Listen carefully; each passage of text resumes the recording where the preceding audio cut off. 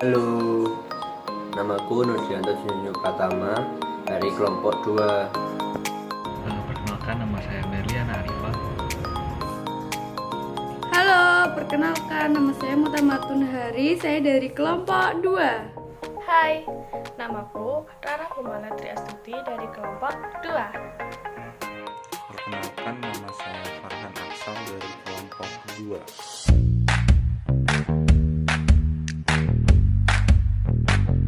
Sosis adalah produk makanan yang diperoleh dari campuran daging halus dan tepung atau pati dengan penambahan bumbu bahan tambahan makanan yang dimasukkan ke dalam selongsong sosis. Data survei independen yang dilakukan oleh perusahaan swasta menunjukkan bahwa konsumsi sosis oleh masyarakat Indonesia tumbuh rata-rata 4,46% per tahun.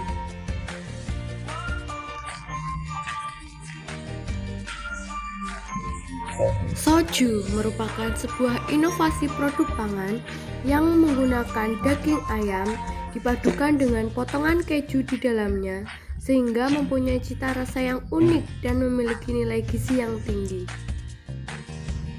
Soju dikemas dengan teknologi vakum dan penyimpanannya dilakukan secara beku. Dengan menjaga kualitas, kami berkomitmen untuk memproduksi sosis keju yang higienis, bernutrisi, dan menyehatkan. Untuk mengaplikasikannya, mari kita buat bisnis model kanvas. Bisnis model kanvas adalah metode yang menjelaskan bagaimana suatu ide bisnis dapat memberikan manfaat kepada konsumennya. Bisnis model kanvas menggambarkan model bisnis secara menyeluruh dalam bentuk visual di satu halaman. Cara membuat bisnis model kanvas adalah dengan menjabarkan 9 unsur penting ide bisnis. Yang pertama yaitu customer segment. Menentukan segmen pelanggan yang akan menjadi target bisnis kita. Value proposition, yaitu nilai keunggulan produk yang ditawarkan kepada konsumen. Selanjutnya, channel, saluran yang dapat menyampaikan produk kepada konsumen. Customer relationship, ikatan baik dari perusahaan kepada konsumen. Revenue stream, sumber pendapatan perusahaan. Key research, sumber daya yang dimiliki oleh perusahaan untuk mewujudkan value proposition. Key activities, aktivitas yang berhubungan dengan produktivitas bisnis.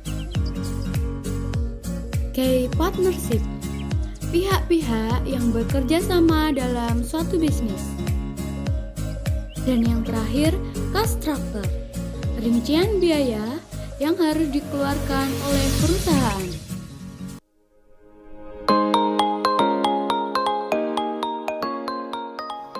Yang pertama, customer segment. Kami menargetkan penjualan produk kami pada semua kalangan mulai dari pria maupun wanita, anak-anak di atas usia 5 tahun, remaja hingga dewasa. Selain itu, produk kami juga diperuntukkan bagi orang-orang yang memiliki gaya hidup sibuk atau lifestyle yang sibuk.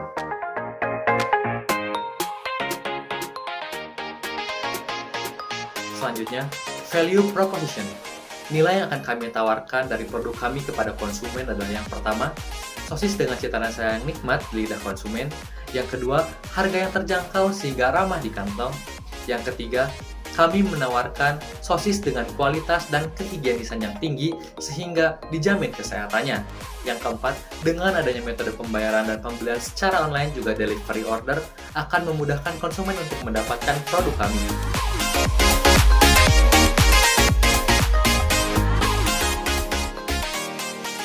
Channel merupakan cara kami menjangkau customer. Pada produk kami, channel terdiri dari marketplace, yaitu Shopee, Tokopedia, dan lain-lain. Selanjutnya ada media sosial yang terdiri dari WA, Instagram, dan Facebook. Dan yang terakhir, penjual frozen food.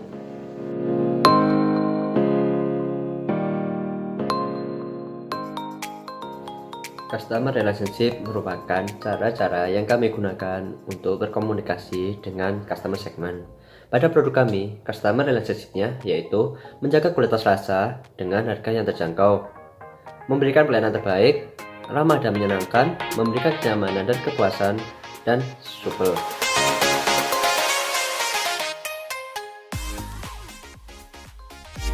Partnership yang baik akan membentuk siklus bisnis yang lebih stabil. Key partner yang kita butuhkan dalam produk kali ini yaitu yang pertama, karyawan yang bisa mengoperasikan atau membuat produk yang kita inginkan. Yang kedua, karyawan dengan kemampuan marketing yang baik, di mana orang-orang yang memiliki marketing yang baik ini bisa meraih perhatian para konsumen untuk tertarik lebih kepada produk yang kita buat. Dan yang ketiga, mitra bisnis yang menyuplai bahan baku. Penting bagi pengusaha untuk memilih mitra yang bisa kita ajak untuk bekerja sama sebagai penyuplai bahan baku dengan harga yang baik dan kualitas yang terjamin. Dan yang terakhir adalah platform media yang bisa kita gunakan untuk memasarkan produk.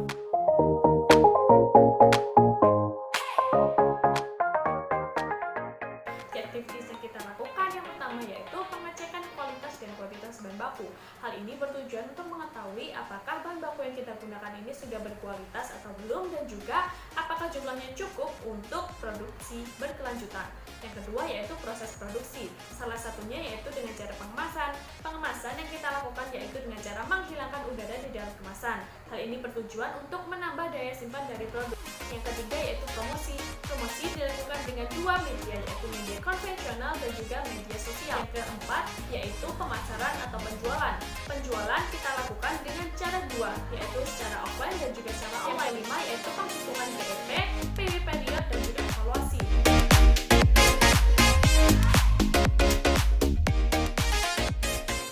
Key resource atau sumber daya ini diperlukan perusahaan dalam menawarkan value proposition, memelihara hubungan dengan pelanggan, dan mendapatkan pendapatan. Key resource pada produk kami terdiri dari sumber daya manusia, sumber daya keuangan perusahaan, brand atau hak paten, dan yang terakhir ada fasilitas perusahaan. Selanjutnya ada cost structure. Ialah rincian biaya-biaya yang dikeluarkan oleh perusahaan untuk menjalankan key activities dan menghasilkan value proposition. Cost structure pada produk kami terdiri dari biaya tetap, biaya variabel, dan biaya operasional.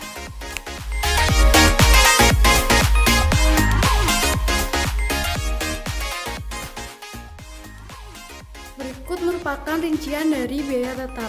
Biaya tetap merupakan biaya yang statis atau tidak berubah.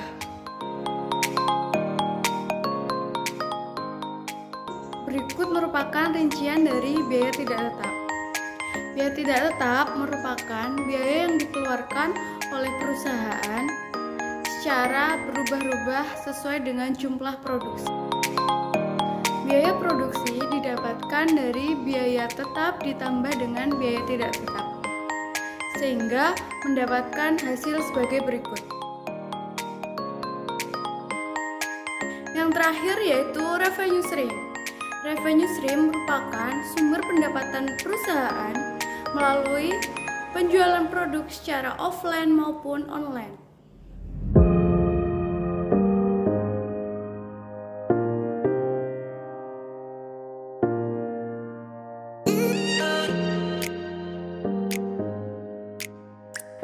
Break-even point. Break-even point adalah titik impas di mana posisi jumlah pendapatan dan biaya sama atau seimbang, sehingga tidak terdapat keuntungan atau kerugian dalam perusahaan. BEP terdapat dua, yaitu BEP unit dan BEP harga. BEP harga didapatkan dengan cara biaya produksi dibagi dengan jumlah produksi. BEP yang kita dapatkan yaitu 4.602,69. Jadi, jika perusahaan tidak ingin mengalami kerugian dan tidak mengalami keuntungan, maka harga jual pada produk kali ini yaitu 4.602. Untuk BEP unit didapatkan dengan biaya produksi dibagi dengan harga jual, sehingga didapatkan 15,3423. Jadi, jumlah unit yang harus dijual agar tidak mengalami keuntungan dan kerugian adalah sekitar 15,3423. Payback period, waktu yang dibutuhkan untuk mengembalikan modal dengan jumlah produksi yang sudah ditentukan. Sebelum mencari payback period, perlu dicari pendapatan dan keuntungan. Untuk pendapatan, yaitu harga jual dikali jumlah produksi, didapatkan hasil 600.000. Untuk keuntungan, pendapatan dikurangi biaya produksi, didapatkan hasil 139.731. Payback period, yaitu investasi dibagi dengan keuntungan, yaitu didapatkan 4,9 bulan. Jadi, untuk balik modal diperlukan waktu sekitar 4,9 bulan.